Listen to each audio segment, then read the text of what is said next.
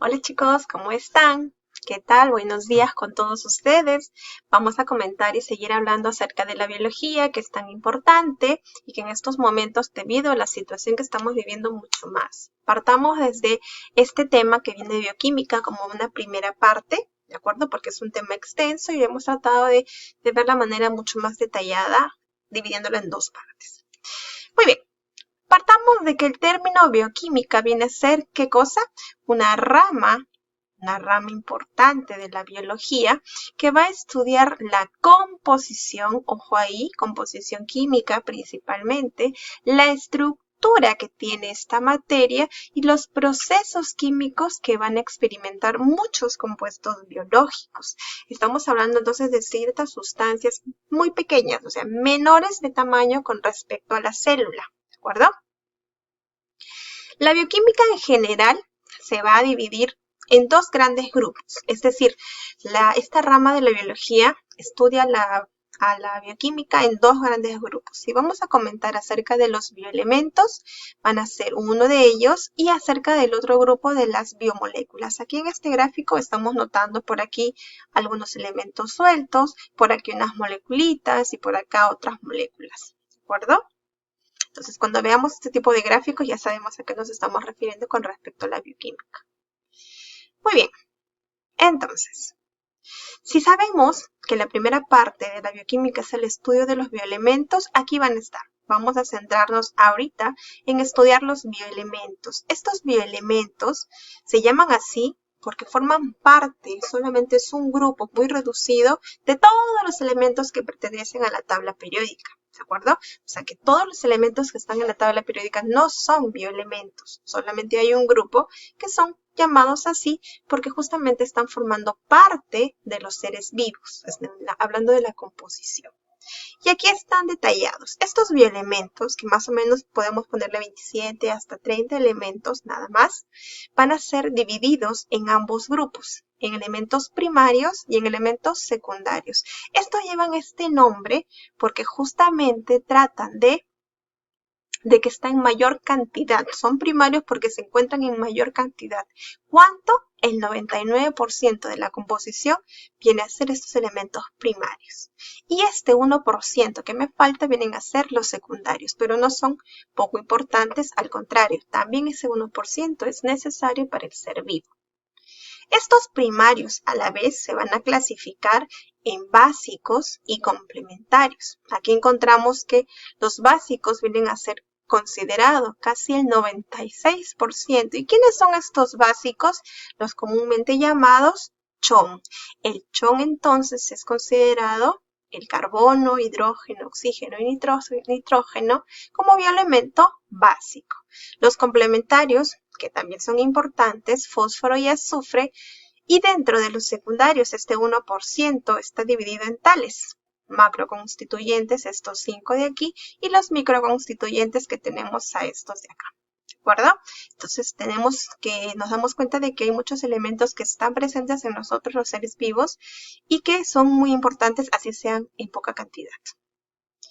El otro grupo que estábamos mencionando en base a la bioquímica viene a ser las biomoléculas. Estas biomoléculas también se van a clasificar en inorgánicas y en orgánicas. Principalmente las inorgánicas, ¿por qué? Porque no componen carbono en su estructura. Estos tres primeros vienen a ser consideradas las inorgánicas y aquellas que sí tienen carbono en su estructura son estas 4 de aquí. Y a cada una de ellas vamos a ir estudiándola poco a poco.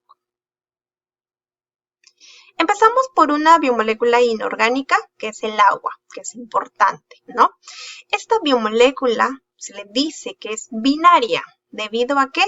Que es binaria porque posee dos elementos, el oxígeno y el hidrógeno. Por eso le decimos binaria. Además, se le conoce que es dipolar. Recuerda que este término viene que tienen dos polos. Y en esta molécula también de agua estamos notando estos polos. Esta parte de aquí del oxígeno, que es polo negativo, y esta parte de aquí del hidrógeno, que vienen a ser los polos positivos. Además, tenemos ya el valor del ángulo de separación entre ambos hidrógenos, sabiendo que la molécula de agua viene a ser 2 hidrógenos y un oxígeno, y esta separación es siempre 104.5. Además, estas moléculas de agua tienden a unirse, tienden a tener esta cierta unión mediante un enlace que se llama el puente de hidrógeno. Fíjate, nosotros tenemos puente de hidrógeno como enlace entre molécula de agua y molécula de agua, pero entre un átomo de oxígeno y un átomo de hidrógeno también existe un enlace que se llama el covalente. Ojo con estos dos enlaces. Muy bien. Esta estructura del agua permite tener estas propiedades, como por ejemplo la densidad. Fíjate aquí, el agua líquida tiene mayor densidad que el agua sólida, como el hielo, y es por eso que el hielo está flotando en el agua, ¿de acuerdo? Además tiene una alta tensión superficial. ¿Qué significa? Que así como te das cuenta que este insecto estuviera caminando encima del agua, justamente porque las moléculas que están en la parte superficial vienen a estar más juntas, más unidas. Además, tiene un alto punto de ebullición porque necesita el agua llegar a 100 grados para que recién empiece a hervir. Entonces, es un nivel bastante alto. Además de la baja disociación, quiere decir que entre átomos de agua no se van a separar así fácilmente.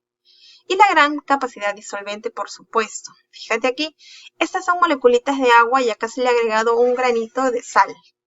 Entonces, la función que tiene esta agua es justamente disolverla, separar. Recuerda que esta molécula de sal es llamado también cloruro de sodio.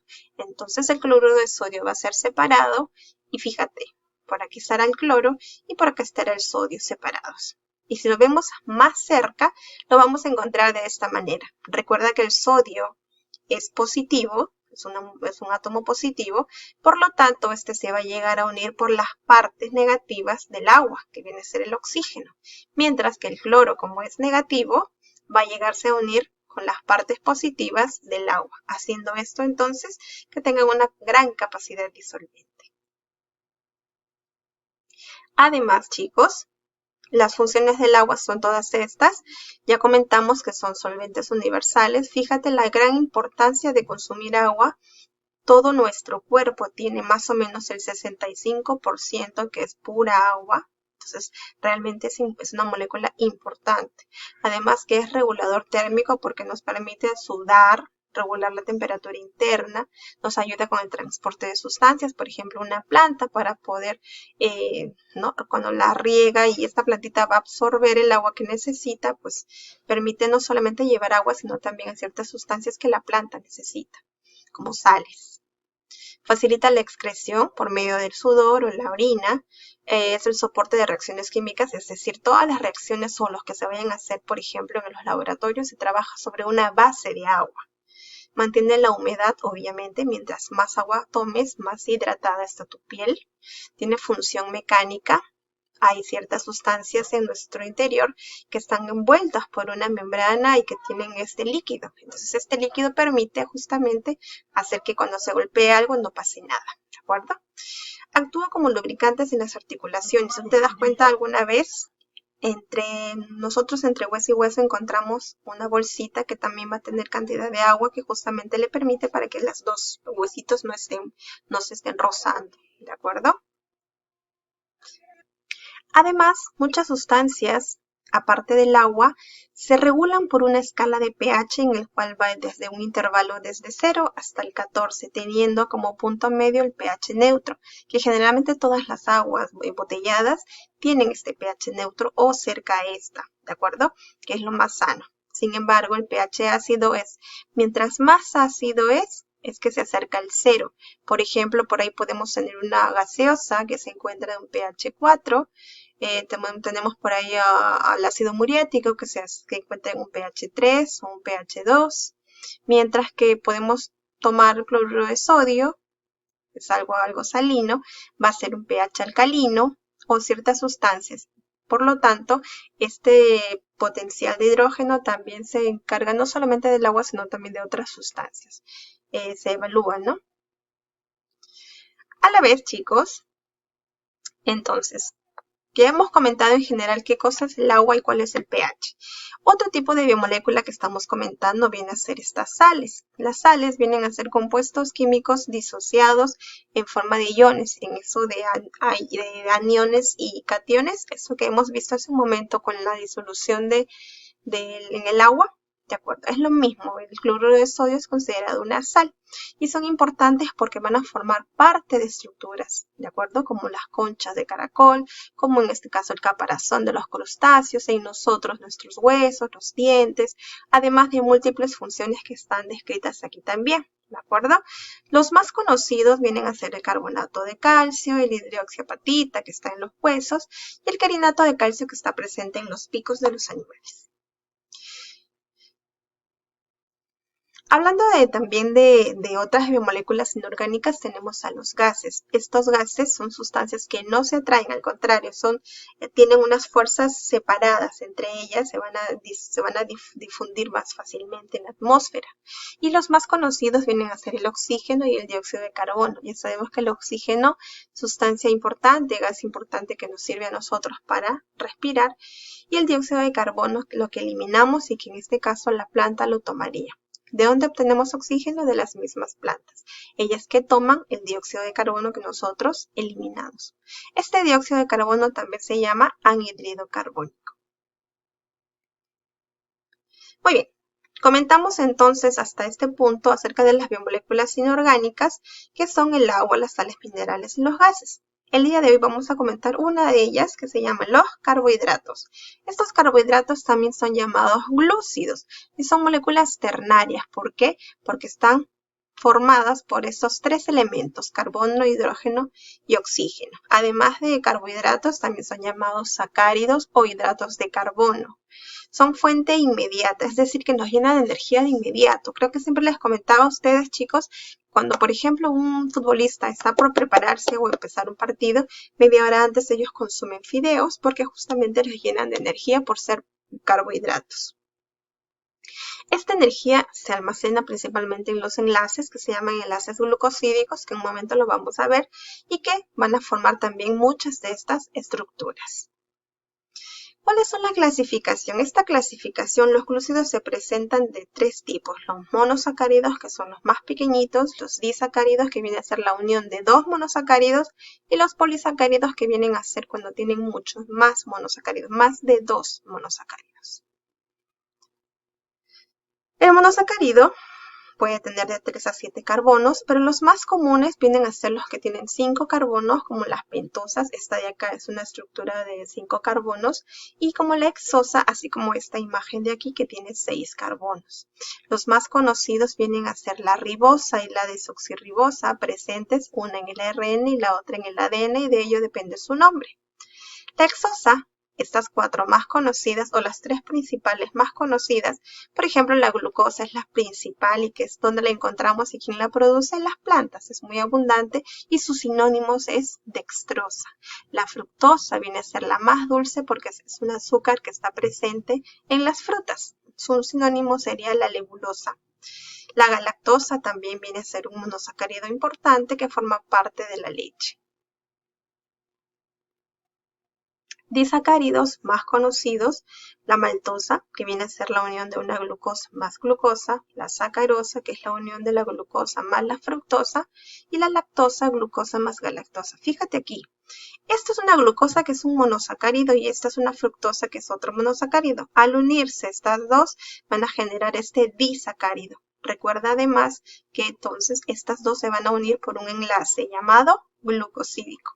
Si me doy cuenta, glucosa más fructosa aquí, glucosa más fructosa me va a conseguir un alfa 1,2 el enlace. ¿Por qué 1,2? Porque aquí está el 1 y aquí está el 2 y tiene esta forma lineal que hace que se llama alfa. Mientras que en este caso, glucosa más galactosa me va a formar un enlace beta. Quiere decir que el enlace va a ser de manera oblicua y va a unirse el 1 con el punto 4. ¿De acuerdo? Conozcamos entonces que estas vienen a ser los disacáridos por la unión de dos monosacáridos. Y finalmente comentamos los polisacáridos. Estos son los más conocidos, los más comunes. Hicimos una prueba acerca del almidón con respecto a su experimento con el jamón y pues tienen esta disposición, ¿no? Cada uno de estos viene a ser un monosacárido unido por enlace glucosídico. Estos, a diferencia de los anteriores, no son dulces y sí sirven para una energía a largo plazo. ¿De acuerdo, chicos? Esperando que todo esto haya estado entendido, les dejo su tareita en la plataforma. Nos vemos, adiós.